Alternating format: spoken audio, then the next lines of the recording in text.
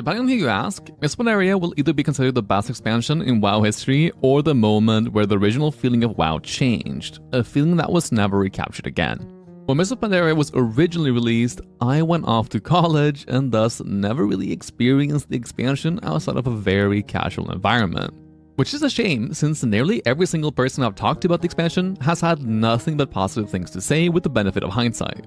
But the lack of experience the first time around lets me review the expansion without falling victim to confirmation bias. Confirmation bias is when we have a pre-existing belief about something, and when engaging with it, we look for reasons to affirm that belief rather than examine it at face value. In this video, we'll be going everything I've learned in the 200 plus hours I spent playing MOP, changes from Kata, the good, the bad, and if it's really a goated expansion like everyone says. Projects like these take a long ass time to finish, so I really do appreciate you subscribing to the channel. I have a bunch of MOP content lined up, like challenge modes and spec tier list videos that you don't want to miss. Alright, let's talk about what's new. As is hard to forget, we get the new race of Pandaren that starts as a neutral class and ends up picking their faction at the end of a narrative-driven introduction starter zone. As someone who played Monk in Legion, the starter zone is actually rather nostalgic for me, and it does hold up as a starter zone. That said, I'd be less enthusiastic going through the entire mandatory questline several times over, similar to how I don't like playing Goblin or Worgen on alts I just want to go out and blast with. With the introduction of Pandas, we also get a new class of Monk. Monk fits into 3 roles with Brewmaster for tanking, Windwalker for melee DPSing, and Mistweaver for healing. All of these specs feel very different from what we're used to in Classic so far, and we'll go into much more detail on how to play them in future videos.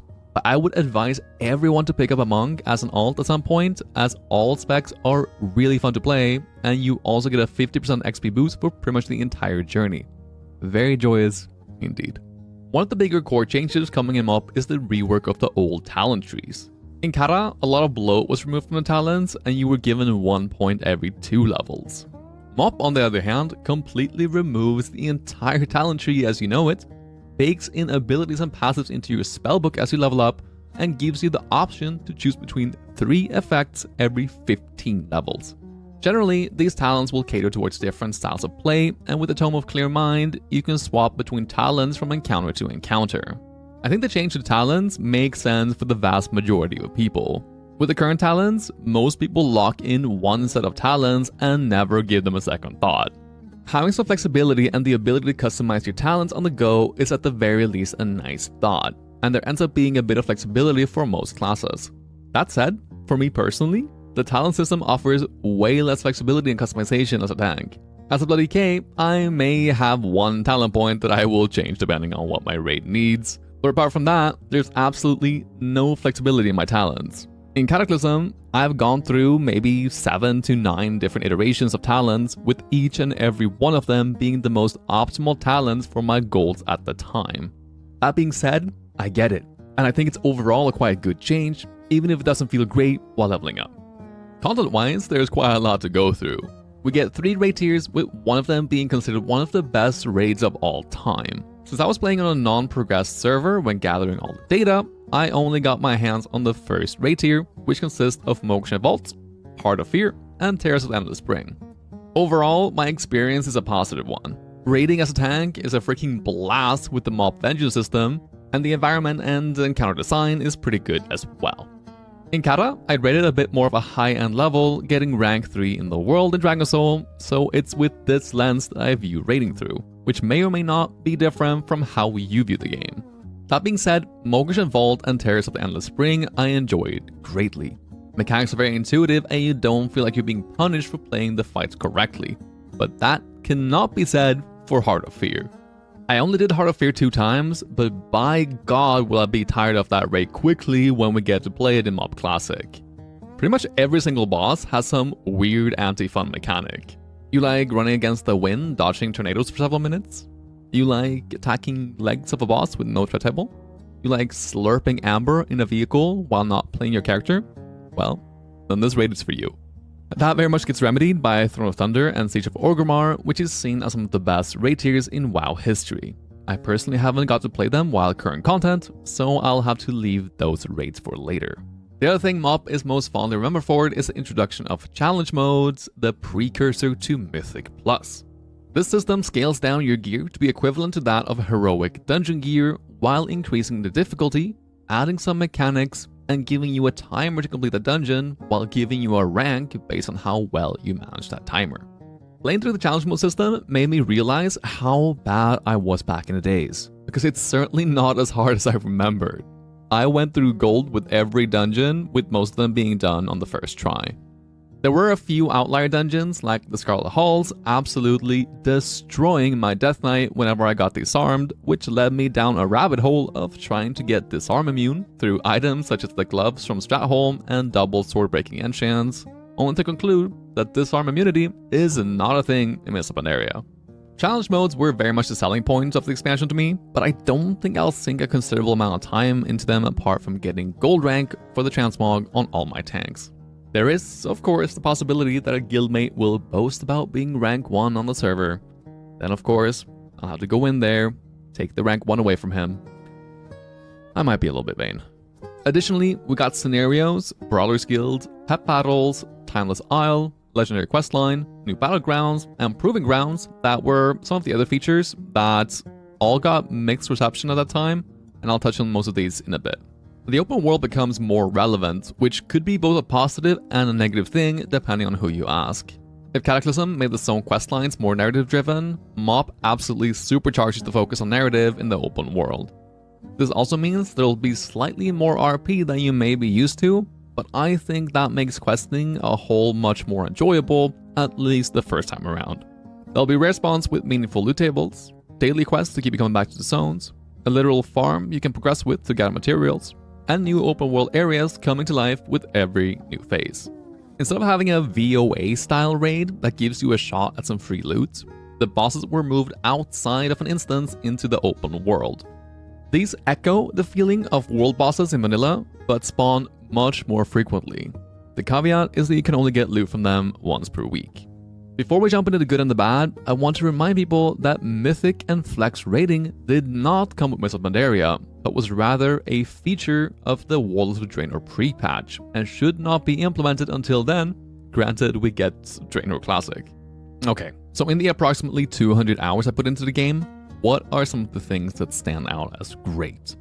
After rocking LFR trinkets in Dragon Soul for 6 weeks, one of the things that certainly stands out as feeling great about raiding in MOP is the introduction of the bonus roll system. This system essentially allows you to have an extra chance at loot on select bosses through a personal loot system. This essentially means that even if you're at the bottom of the priority list for a certain item, you can still use a bonus roll to have a chance to get it. The loot from the roll is specific to your selected loot spec, and you're of course not immune to getting an item that you already seen before. I might have to eat my own words here after we actually get into the expansion, but tanking feels absolutely great in this expansion. Pretty much every spec gets an overhaul and revolve around active mitigation that scales with your secondary stats, meaning that they get more and more fun throughout the expansion. Because of the MOP Venture system, I am maybe slightly worried about the lengths tanks will have to go through in order to pump as much damage as possible, but at least with the amount of raiding that I did over the last 200 hours, the Vengeance system felt great. I have a much more in-depth video talking about tanking in Mist of Pandaria, so if you're interested in how that will work, I recommend checking that out. Classes in general get way more fluid. DKs get a 1-second GCD, Paladins get the ability to reduce their cooldowns and GCD with haste, and you never really find yourself rage-starved to the point where you can't press any abilities as a warrior, since most of your abilities now generate rage instead of costing rage. You'll have way more movement as a group as well, with pretty much every class having some type of inherent movement boost through the talent tree, but priests and monks would also be able to give movement speed boost as an external cooldown to help out the slower classes. Warlocks also get their demonic gateway to allow your entire raid to teleport. You of course get to keep some healing roar from druids and nitro boost from engineering, so movement speed should not be an issue this expansion. Proving Grounds is also a welcome addition to me, giving us a place to practice our rotation in a low-cost environment to set up our UI in a place that offers a little bit more insight than just simply hitting a target dummy. The system allows you to progress through a trial of 4 different difficulty levels in a solo dungeon of sorts that caters to each role. Simply going through it is kind of fun, but then you also have an endless rank you can progress through until you mathematically can't go any higher. I mentioned challenge modes earlier, and they're really a welcomed addition. They are perfectly fine as they are in their current state and will offer an adequate challenge to most people, But I do wish, however, that we got some type of meaningful dungeon progression system in Classic WoW, similar to Mythic Plus. But I'm not holding out hope for that to happen. Okay, so it's not all sunshine and rainbows with MOP either. There are a few aspects that I quite dislike, with some being more meaningful than others. First, what the hell was Blizzard smoking when they tuned low-level abilities? Like seriously, why do I do more damage as a naked prot warrior with Shield Slam compared to a fully BISed out arms warrior? Why the hell is Blood Boil a single target DPS increase over Heart Strike all the way until 85, and why does Death Siphon just one-shot every mob? People often cite Cataclysm as the point where low-level progression got out of hand, but if that's true, MOP takes it to a whole nother level. Since the Classic player base will spend most of their time at max level, this is of course not that big of a deal. But I mean, come on. Scenarios were also introduced in this expansion as a solo or trio experience that you could queue up for to take you on a mini story while giving you a small reward for completing it. I think this is a nice idea, but the pacing and the execution of these scenarios just aren't not it. They're designed to be doable with any role, regardless if you're running 3 tanks, 2 healers and 1 DPS, or 3 DPS, so the actual content doesn't feel engaging at all. Rewards are rather lackluster outside of a weapon that will be rather good early on from a Ring of Blood-esque scenario, so it's nothing you feel like you have to engage with if you don't like it. Since this is a rather long video, I'm sure someone didn't get to this part and went down to the comments section to write, I like MOP, but I'm not going to play because of daily quests. And that impatient commenter does have a point, but I think the problem of daily quests are vastly overstated. Yes, it's true that if you're going to be pursuing the best possible gear before the raid tier comes out, you are going to have to do a lot of daily quests, and they are not very engaging. A lot of pre-BIS gear will be locked behind reputations, but let's be real, you don't have to get this gear. The raid content is easy enough for you to head straight into heroic raiding with heroic dungeon gear, and it's not like you will ever have a reason to do dailies on alts. You don't have shoulder and helmet chant like from Wrath and Kata, so it's literally only this pre-BIS gear that you're after, and frankly, during the pre-BIS gearing stage, I'm often so hyped up about the game that I don't mind doing that stuff as long as it means that I'm working towards a goal. Another thing that doesn't really make sense about MOP is justice points. As I was playing and gearing up, I decided to go and check out the vendor after running a few heroics, and there was literally not a single upgrade available. The gear is 458 item level, which is lower than heroic dungeon drops, and the selection is pretty abysmal as well. Justice points don't even become relevant at any point in the expansion. This is a thing that I hope Blizzard tweaks a bit for the classic release of the game. Speaking of heroic dungeons, the tuning is way too easy. Even after just hitting 90, most groups will just run in and do ridiculous pulls and go from start to finish in just a few minutes. Some people might see that as a positive, but I kind of wish there was a little bit more substance to them. There's also no way to fly in MOP until you get to level 90, even on alt.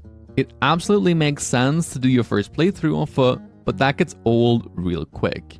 I think this is something that we could possibly see changed, so I'm crossing my fingers on this one.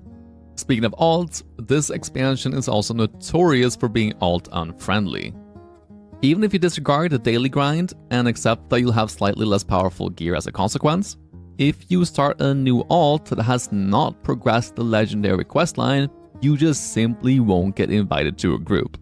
Like, ever. The expansion has its overarching story quest through Rathian that ultimately culminates in you getting access to a legendary cloak. These cloaks have all separate effects depending on your role, but TLDR, they are very strong. But it's not only about the cloak itself. You also collect powerful meta gems, fat primary stat gems, and bonus sockets through the storyline. Now, you never know what's going to happen in the context of the classic version of the game, since Blizzard is not that great at communicating with the player base. But I think it's pretty fair to assume that this is a questline that they will be addressing in one way or another in regards to catch up. What the solution is, we'll have to wait and see. I don't have a huge issue with this point, but this is also the expansion where they started messing with upgraded item levels on gear, both through upgrading pieces with Valor and having the ability to proc higher item level from bosses themselves through Thunderforged. It can kind of feel bad knowing that you will never get full BIS, something that has been very achievable in previous expansions, but on the flip side, it also allows you to be able to progress your character even when you have all the items on your BIS list. Overall, Is Mist of Pandaria a goated expansion? I would certainly say that it's up there. I think the focus on narrative, good quality raids, and content outside of raiding makes it stand out from previous expansions, but what truly sets it apart is its class design, as MOP really delivers on making your rotation feel fun and impactful. I think people who are comparing this expansion to simply being retail are quite mistaken in most aspects.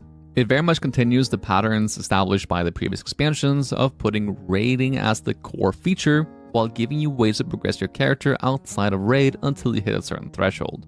I know that I'll have a ton of fun come Mist of Pandaria Classic, and I'm sure that you will too. Thank you so much for sticking around till the end. Subscribing to the channel helps me way more than you may think, so hitting that little red button is very appreciated.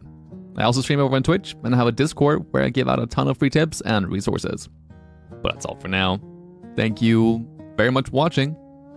Until next time.